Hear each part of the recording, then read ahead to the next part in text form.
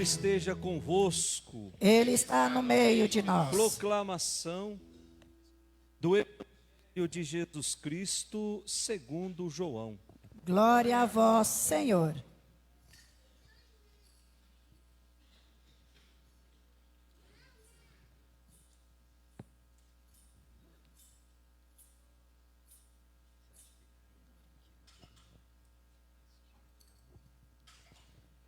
Naquele tempo houve um casamento em Caná da Galileia.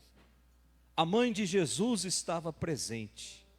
Também Jesus e seus discípulos tinham sido convidados para o casamento. Como o vinho veio a faltar, a mãe disse a Jesus: eles não têm mais vinho. Jesus respondeu-lhe: mulher, por que dizes isto a mim? Minha hora ainda não chegou. Sua mãe disse aos que estavam servindo: fazei o que ele vos disser. Estavam 6 talhas de pedra colocadas aí para a purificação que os judeus costumam fazer. Em cada uma delas cabiam mais ou menos 100 litros. Jesus disse aos que estavam servindo: enchei as talhas de água. Encheram-nas até a boca. Jesus disse: agora tirai e levai ao mestre-sala. E eles levaram. O mestre-sala experimentou a água que se tinha transformado em vinho. Ele não sabia de onde vinha, mas os que estavam servindo sabiam, pois eram eles que tinham tirado a água. O mestre-sala chamou então o noivo e lhe disse: todo mundo serve primeiro vinho melhor, e quando os convidados já estão embriagados, serve o vinho menos bom. Mas tu guardaste o vinho melhor até agora. Este foi o início dos sinais de Jesus.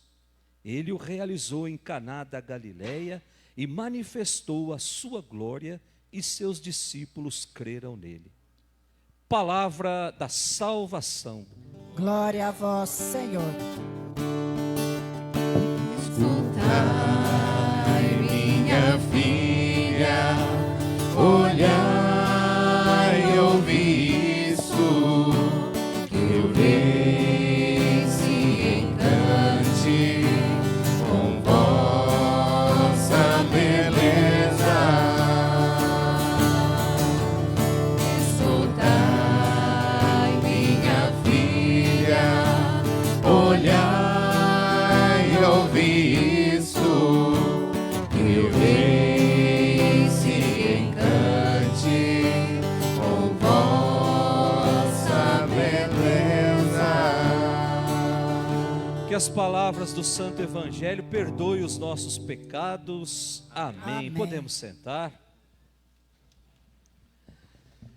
Caríssimos irmãos, caríssimos amigos que nos acompanham ao vivo pelas redes sociais, caríssimos amigos que estão aqui na matriz, hoje nós somos convidados a voltar o nosso olhar e o nosso coração para Maria e enxergarmos em Maria a grande intercessora nossa junto a Jesus. Maria que passou pelas experiências desse mundo, Maria que foi concebida sem o pecado original, Maria que foi virgem antes, durante e depois do parto, Maria que foi levada ao céu. Hoje, a nossa grande intercessora. Portanto, hoje nós somos convidados a voltar o nosso olhar para a Virgem Maria. A primeira leitura que nós ouvimos, tirada lá do livro de Esther, o capítulo 5. Eu acho que é a única vez no ano que a gente lê um trecho do livro de Esther. O livro de Esther foi escrito mais ou menos 400 anos antes de Cristo. 400 anos quando o povo estava voltando daquela experiência dolorosa que tiveram lá no exílio na Babilônia. Ficaram 40 anos sendo tratados como escravos pelo rei Nabucodonosor, e depois eles começam a retornar de novo para sua pátria. Então o livro de Esther, entre essas meninas que estavam lá, voltando do exílio, encontramos uma mulher chamada Esther, que não quis voltar, que não quis construir de novo a sua casa em Canaã, ou seja, ficou morando fora de Canaã. Uma menina pobre, uma menina que foi criada pelo tio, uma menina que aos poucos foi se tornando uma menina bela, uma menina bonita, chega ao ponto de alcançar o grau máximo de ser a rainha da Pérsia. Uma menina virtuosa. Como sendo virtuosa, como uma mulher, essa menina, ela se coloca como intercessora do seu povo. Ou seja, Esther, ela viveu 3 níveis na sua vida. Viveu o nível da tribulação, quando perde os seus pais. Viveu o nível da vitória, quando sai da miséria, quando sai da tribulação, quando sai da humilhação. E viveu o nível da luta pelo seu povo. O texto que nós lemos agora, na primeira leitura, nos relata exatamente isso. Esther fazendo uma intervenção junto ao rei em favor do seu povo. O povo ao qual ela pertencia. Como é que está lá no versículo 7 da nossa primeira leitura? Então o rei lhe disse: o que me pedes? Esther, o que queres que eu faça? Ainda que me pedires a metade do meu reino, ele seria concedido. E o que é que Esther respondeu? Se ganhei as tuas boas graças, e se for do teu agrado, concede-me vida, eis o meu pedido, e a vida do meu povo, eis o meu desejo. Uma mulher intercedendo pelo seu povo. Depois da nossa segunda leitura, tirada lá do livro do Apocalipse de São João, o capítulo 12. O livro do Apocalipse, nós sabemos que foi escrito numa época em que a igreja estava dando os seus primeiros passos, estava sendo perseguida. Ano 80 depois de Cristo, quando se desencadeia as piores perseguições sobre a igreja. E uma delas foi desencadeada por um tal de Diocleciano, que devastou a igreja de Cristo. Então o evangelista João, que é o autor do livro do Apocalipse, ele, para escrever e para animar a fé daqueles que se encontraram com Cristo, ele precisou usar desse recurso. O livro do Apocalipse é cheio de símbolos, cheio de imagens. E João, ele utiliza de imagens para falar sobre os perseguidores. A mulher, ele sempre apresenta como sendo a igreja que está nascendo, frágil, delicada, o novo Israel, as 12 coroas na sua cabeça, as 12 tribos. E o seu nascimento, pelo batismo, é que vai dar a esse mundo uma nova humanidade. O dragão que nós vemos nessa segunda leitura é o perseguidor dessa mulher, é o perseguidor dessa igreja, que está disposto a tudo para destruir essa nova humanidade. Ou seja, a igreja, a mulher, ela é responsável para gerar essa nova humanidade nascida das águas do batismo. E essa nova humanidade, ela vai viver a paz.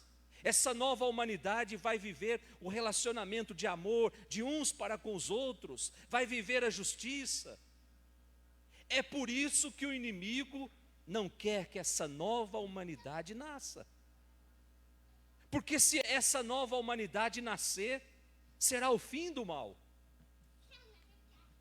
Então o inimigo vai fazer de tudo, está disposto a tudo para destruir essa nova humanidade, esse recém-nascido. Mas o inimigo, ele não dá a última palavra. O poder de Deus sempre está em ação para defender o seu filho. É por isso que lá no finalzinho da nossa segunda leitura, nós encontramos que a serpente vomitou como um rio de água atrás da mulher, a fim de submergir, ou seja, a fim de afogar a sua igreja com tudo que está dentro. A terra, porém, veio em socorro da mulher. Então nós vemos claramente nessa segunda leitura, meus irmãos, a figura de Maria, que protege a humanidade. E a igreja exerce essa missão de mãe e de mestra. Foi ela, Maria, quem gerou e trouxe o Salvador ao mundo. Foi Maria que presenciou a vitória de Jesus sobre a morte. É por isso que a igreja está intimamente ligada a Maria. Pois a igreja tem essa missão hoje de levar Cristo ao mundo, como Rei das nossas vidas, como Rei das nossas famílias, como Rei da nossa história. Portanto, meus irmãos, Maria, aquela que trouxe Jesus até nós, a igreja, aquela que leva Jesus aos confins da terra, elas estão intimamente ligadas. Só assim que a salvação chega até nós. Teve uma época aí que um papa escreveu uma nota dizendo que fora da igreja não havia salvação.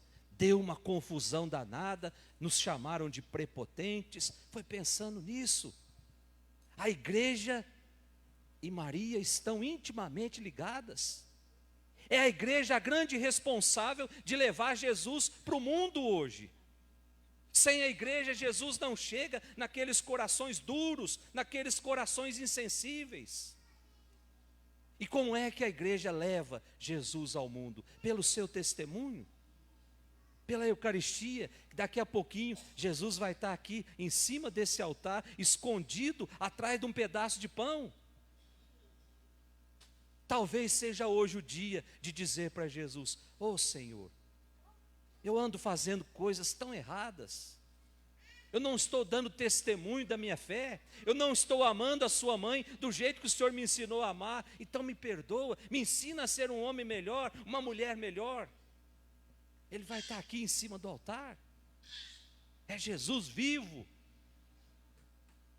Depois, o nosso evangelho de hoje, o evangelho de São João, o capítulo 2, relata o primeiro milagre de Jesus, lá nas bodas de Caná. Primeiro sinal do reino de Deus aconteceu onde, gente? Num ambiente familiar. Aconteceu dentro de uma família, justamente para nos dizer que a família, ela é fonte de milagres. A família, ela é fonte de bênçãos. Por isso que toda vez que o inimigo quer atingir o coração de Deus, a primeira coisa que ele vai fazer é desestruturar as nossas famílias, para que nós não geremos mais filhos para esse reino de Deus. Olha só como é que o inimigo, ele é astuto. Ele sabe que a família é a pedra preciosa de Deus. Ele sabe que se abalar as estruturas da família, ele vai estar ferindo o coração de Deus. E Jesus veio realizar seu primeiro milagre dentro de uma família.